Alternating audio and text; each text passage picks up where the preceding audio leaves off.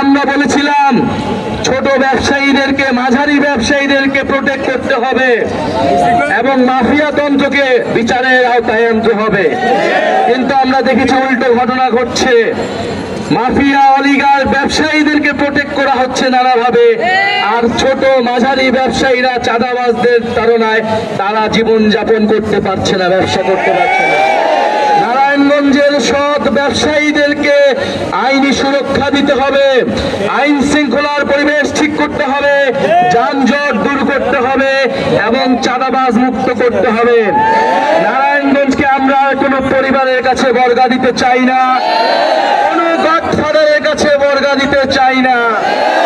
সংগ্রামী নারায়ণগঞ্জবাসী, আপনারা জেগে উঠেছিলেন গণ অভ্যুত্থানে, আপনাদেরকে সেই জাগ্রত নারায়ণগঞ্জ সবসময় ধরে রাখতে হবে।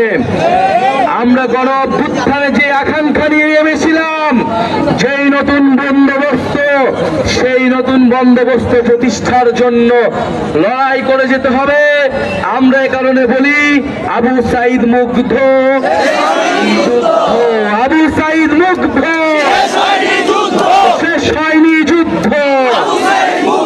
এই যুদ্ধ সেদিনই শেষ হবে যেদিন আমরা এই বন্দোবস্তের পরিবর্তন ঘটিয়ে আমরা জনগণের বন্দোবস্ত, গণতান্ত্রিক বন্দোবস্ত প্রতিষ্ঠা করব, জনগণের নারায়ণগঞ্জ প্রতিষ্ঠা করব।